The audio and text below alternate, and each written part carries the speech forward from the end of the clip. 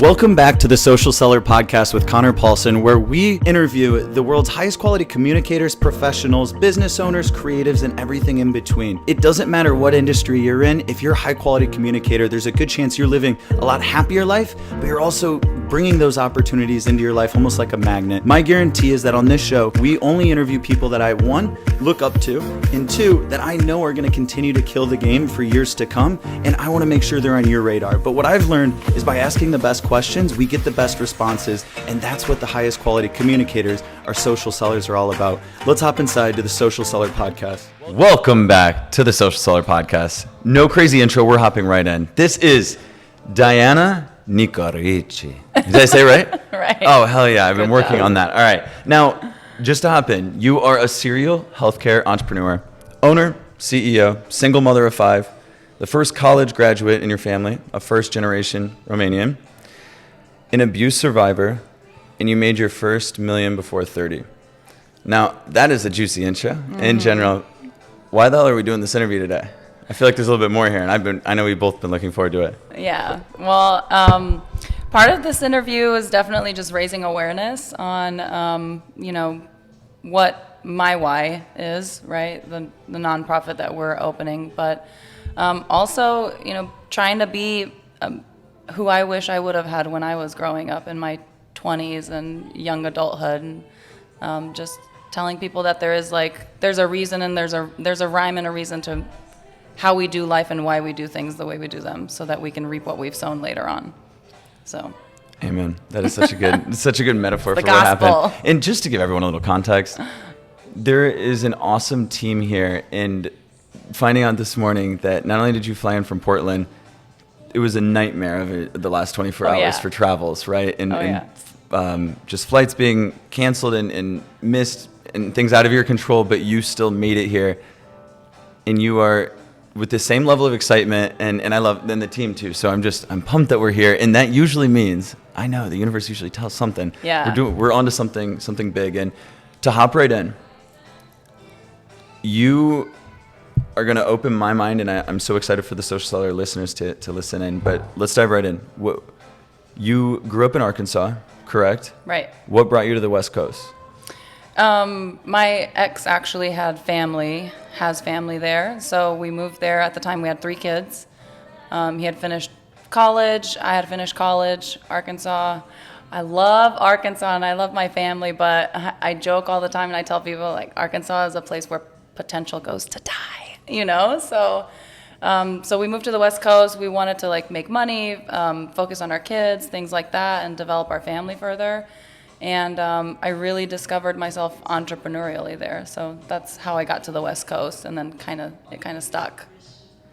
Before we dive into what the juice and the fuel behind the fire and why you're doing so many awesome things and they're all working and coming together, and I see this bigger picture and how big this is going to be in the next few years. And again, a big part of this, the Social Seller, is my job is to put people that I know are going to be blowing up, and just put them on the radar for people that don't know Diana yet. Absolutely. So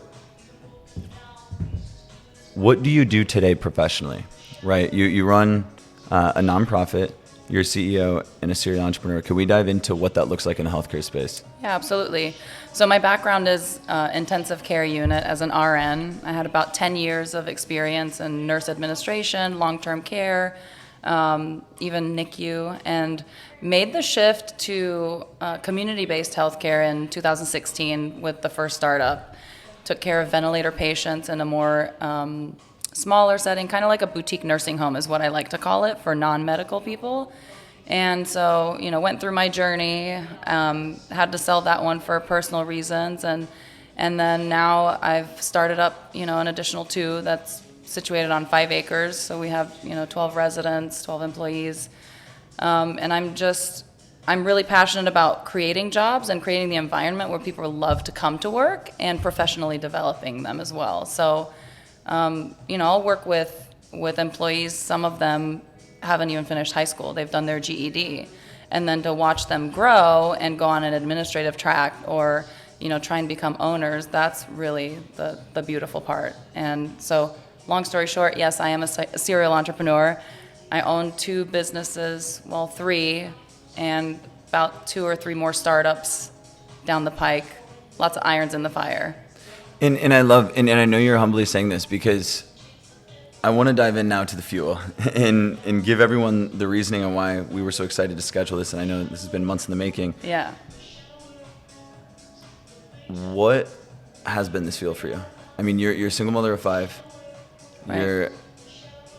You're doing a lot of awesome things, but there's clear differentiators that set you apart, and Right. other professionals see it. And you show up to meetings, and just from our first conversations, like I realize you're gonna have the same level of respect as a man. Like you're gonna get that because Yeah. you would not expect anything else, and you have that confidence and conviction.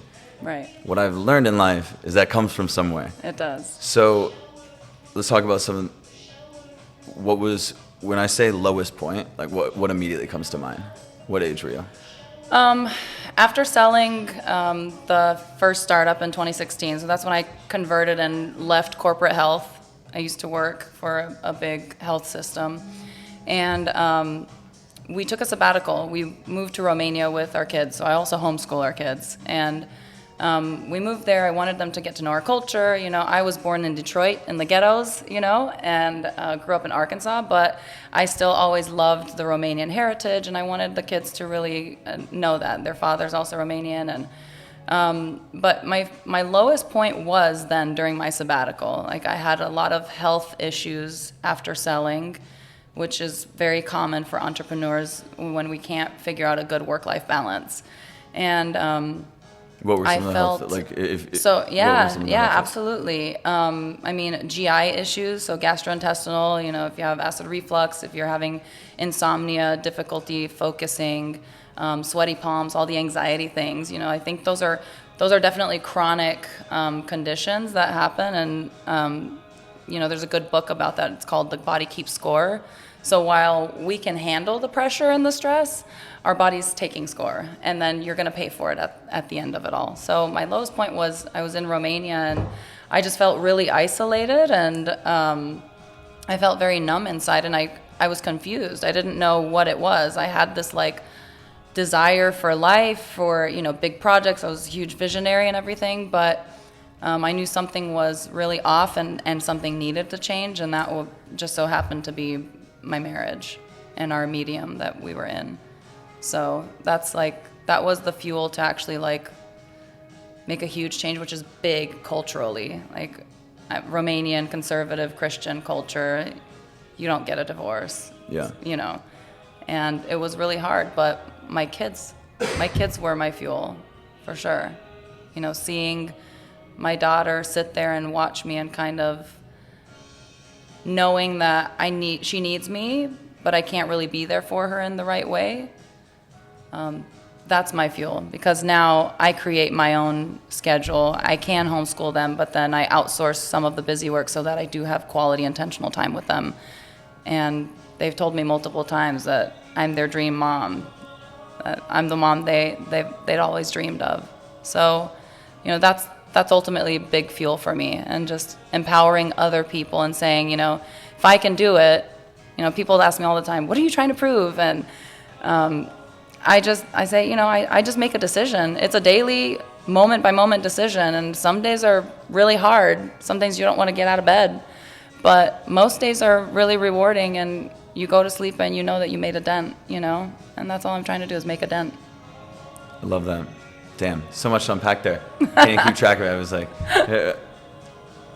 on the health thing, because I think entrepreneurs, we get caught up in the lifestyle, and it's exciting, right? Mm-hmm. Regardless if you're a solopreneur and you can do awesome, or whatever the in between is, and you ride this roller coaster, and a lot of times you hear about it reactively, and it's the health health scares, right? And would you associate it, looking back, was it all stress related, or where do you see the aspect in business, just to kind of understand? Was it like, would you attribute it to I wasn't sleeping well, or my diet, or was it a mix of all of these things? It's a mix. It's a mix of things, and a lot of times I think we don't give credit to the relationships that we're in, which is a big sticking point. You know, now I realize I've been single for 2.5 years at this point, and I realize how very little control we have over ourselves internally whenever there's another person in the mix. And if that's not an emotionally safe person, then, you know, that's going to affect you. It's going to bleed into your professional life too. It's going to bleed into, I can't sleep. It's going to bleed into, you know, am I doing the right thing? Why am I being second guessed? Why, you know, am I really that difficult to get along with, or things like that? So that would be a number one, you know, analysis that I would make personally as an entrepreneur. If you're, you know, you're not sleeping well, or you're having like bodily dysfunctions, it's definitely, you know, stress, or are you just putting too much pressure on yourself? I'm notorious for that. Like timelines, I have unrealistic expectations for myself. And then I see everyone else and they're like, Diana, how do you do it all? I don't understand. And for me, because it's become just second nature, I'm like, it's my life. But I think we don't give enough credit to going to the gym regularly. Like, seek those actual healthy endorphin and dopamine hits, you know, paying your bills, actually consciously paying your bills, knowing that you're doing something. Like, it decreases your stress. I had to start going to a chiropractor and getting massages regularly because that kept me grounded. That helped my anxiety. So a lot of people run to maybe substances to try and hone that in and reel those in. But there are really a lot of natural ways that we can, you know, do things. Dancing is like, okay, I know you're gonna look at me. I love dancing, and I didn't know, and I've never danced until I was 31. Really? Ever, right? And then I read research that said that dancing is actually a good form of like therapeutic trauma healing, because it's movement and you move your body parts, like your limbs are crossing the brain hemispheres, so you're rewiring your brain while you're enjoying and laughing, and there's the oxytocin and all those good hormones. And I think we just don't give ourselves enough of that. And like there's the whole culture now of like the Netflix and chill, right? Yeah. You work, and you just want to stay in the house and you just want to lay there vegetatively, which is fine every once in a while. But for the most part, you need to keep moving. If you want to keep moving and you want to keep evolving, then you physically need to keep moving. Whether it's a gym, hikes, you know, achieve that balance. It's got to be a work-life balance. I love that. I read somewhere in the last year that the body doesn't allow you to cry while you're dancing. So, or like sadness. So there's certain emotions. Yes. That was the fascinating part for me, was, wait, what? Like, just by dancing, and there's magic in it, right? So then it was like, wait, as a kid, when they would stroll in the cart and it was, you know, TV day because the sub was in. Yeah. I remember. I'm purposely going to time like ourselves because, yeah, I'll be able to look back on this one day, and I was the guy talking about it. But when they would talk and show you like how we've always danced intrinsically, right? And I looked at it, I was like the outsider, like, damn, they didn't have tech. I couldn't imagine growing up then. But in reality, like, they knew a lot of these things, and I'm starting to realize, again, with this whole universal thing. Yeah. You talk about health, and what I love is we're bridging it because it all comes down to why you're successful in business. Exactly. Right? That's the whole the commonality. So I'm glad we get to dive in to the health. And what was the book called again? The book was called Bodies Keeping Score? The Body Keeps Score. The Body Keeps Score. Mm-hmm. And a good brain rewiring one is Brain Talk by Dr. Schnark. That's a very, very good book that talks about how we are capable of rewiring our brains even after extensive trauma. You know, complex PTSD is very different than PTSD. PTSD is going to be something like a life-changing traumatic event, like you think about people in the military or in shootings or things like that. But complex PTSD is very common for people that have gone through, you know, especially covertly abusive relationships where, you know, we are in the cancel culture / you know, toxic relationships, like toxic, narcissist. You hear all these like key words. Well, you know, these are real things that are actually affecting us, and they're rewiring our brains to walk on eggshells, to not trust ourselves, to betray ourselves, to, you know, say yes when we want to say no, or vice versa. You know, and like, yeah, I think the dancing thing, that it brings you back to that point where even as an entrepreneur, if you can't think about closing and think about negotiations. Yeah. If you can't go out somewhere, because someone had called me at one point, I'm going to backtrack. When I first started going out, I first started dancing. Like, the social scene was very new to me. It's like a squeaky new toy, right? Yeah. So, but a lot of my friends are married and have kids, right? Or they're just single and they have their kids. And so I would go out clubbing alone. I'd go to the salsa club. I'd go, and people laugh at me, but I had a friend that called me at one point, and she was like, "How do you go out solo?" I Googled it and I don't understand. And I was like, oh my gosh, listen, you can't, you just have to own it. And as an entrepreneur, I think practicing that like super uncomfortable situation where you're going somewhere all alone, no one's there as your safety net, you got to make friends, that's going to help you out in the business world too. I mean, think about cold calls and, closing a big boardroom of like people that are super successful and wealthy, and they're like, what can you bring to the table? And I can't tell you how many times I have closed millionaires, billionaires. I haven't chosen to work with them because I don't like their terms, but the common theme is we want you. Yeah. You bring energy, you have this, you have spunk, that's what it all boils down to. So what are you doing to develop yourself? Because you can sell trinkets on the beach side and still be successful. Diana, there's hundreds, honestly probably thousands, realistically. There's thousands of professionals that would have somewhat of a similar resume as you, right?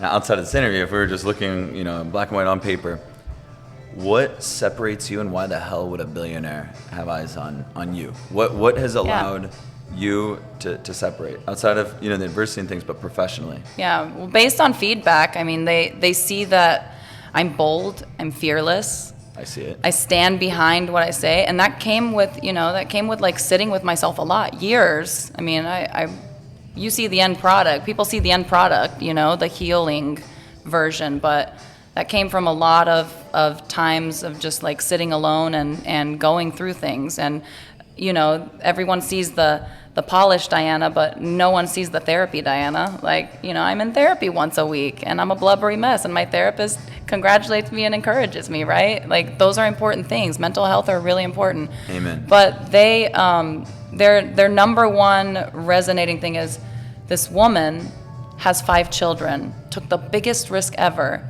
didn't go back into corporate health, doesn't have a job, a safety net, and is pitching to us a business deal that she's actually making a good argument about.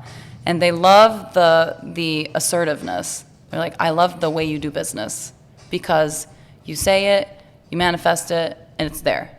And then you follow through. What I see, I don't want to remember, but it's self-worth. Yeah. Which it shows up in confidence. But to a viewer that might be listening, you can see it, but this is like, you have a conviction in the way you see it, or the way you say it, and I know you saying you follow through.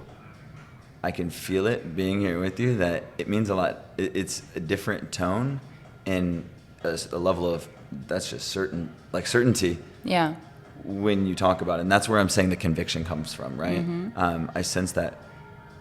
Who taught you that in life? Like, where did you learn? Was it a parent? What allowed you to learn I think it was actually, there are 2 paths that you can take whenever you, maybe, our parents were great parents. They loved us very authentically.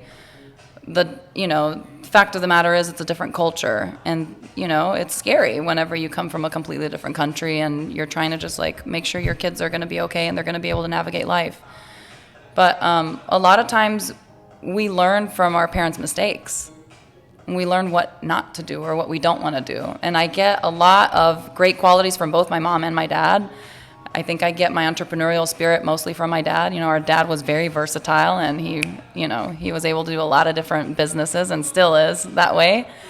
But at the end of the day, it was, what did I not like growing up and what do I feel like was missing? And a lot of times, as an entrepreneur, you kind of get this, there's a stigma of like workaholic, I call it hustle, right?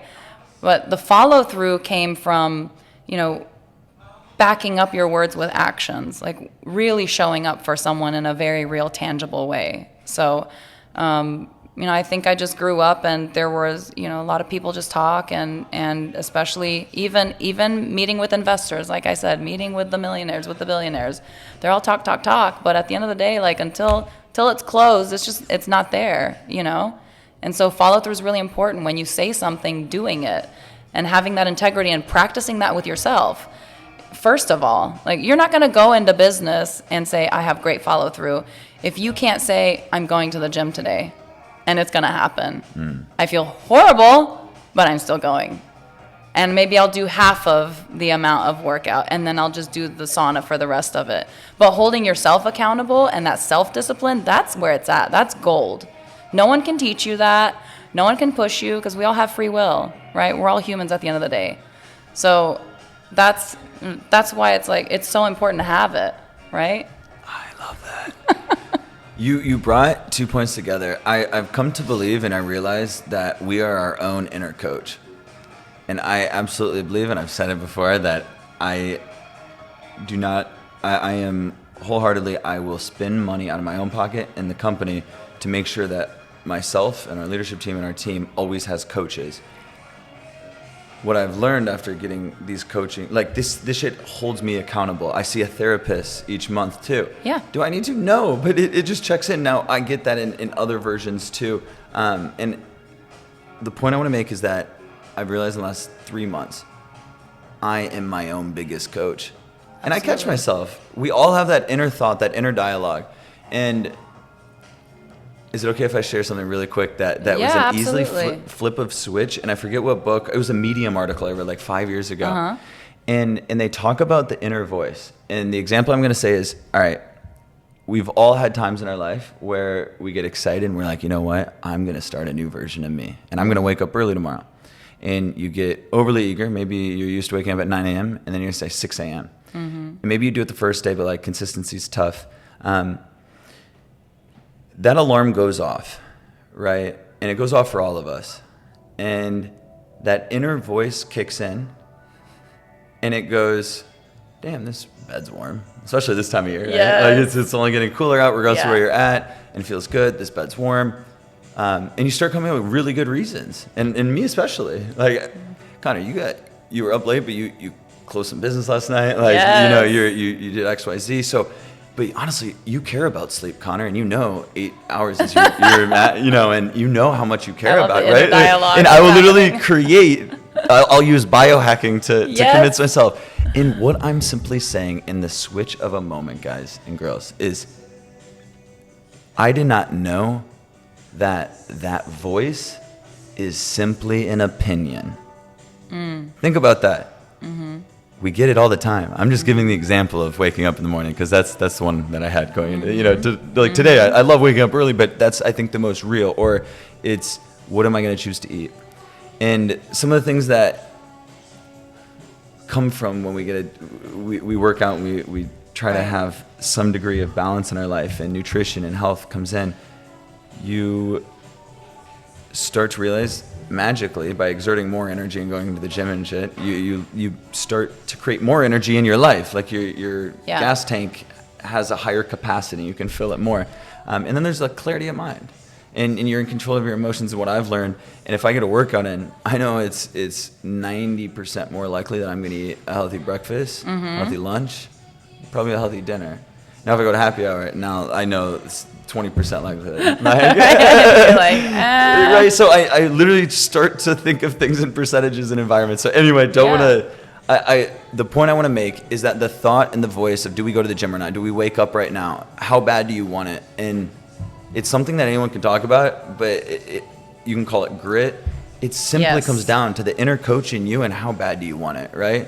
Exactly. Because the only thing on the other side is realizing, hey, 99, if we lined, whoever is listening, if we lined you and myself up with 98 other people in a row, in a line, right? A huge line. Mm-hmm. Think of a football field. We're all lined up in the middle on the 50-yard line.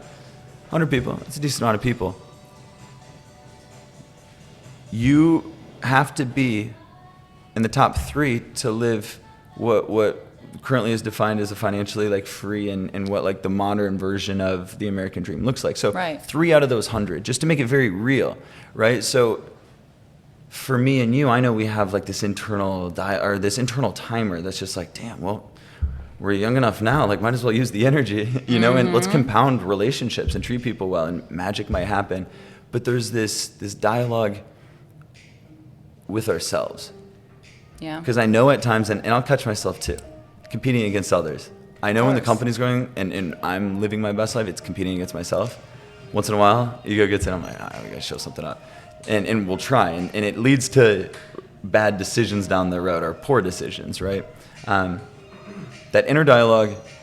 Well, those are learning experiences. That's the thing that I think everybody's so focused on. You know, we have the social media culture and everything, right? Like the finished product, what's our progress, what's our, and I think we're losing focus of what our reality is. Our reality is that you get so much more from the journey. And that, that speaks volumes even in my life personally. Like people look at me and they're like, how do you do it? I don't get it. I don't. And the best analogy I can make is like, you can't make a baby in a month. Like you can't, right? You can't expect that you're just going to be an entrepreneur. Like you have to just make those small decisions. And I've seen a documentary before about health and, food and things like that. It was really discouraging to watch it. It was a lot about the American culture. And I was like, oh my gosh, are they going to say something good at some point? Because I'm like losing hope for humanity right here. Like everything's got chemicals in it. The FDA's not disclosing anything like that. You go down that rabbit hole. And then David Wolf was on there. And he's David Avocado Wolf, the curly-haired guy that looks like he's like 40. And I'm thinking of the wrong guy. I'm thinking of the long-haired red guy of the viral videos. I don't remember his name either. Wrong dude. But David Wolf, he said, what can we do? And he was like, you can crowd out the bad with the good.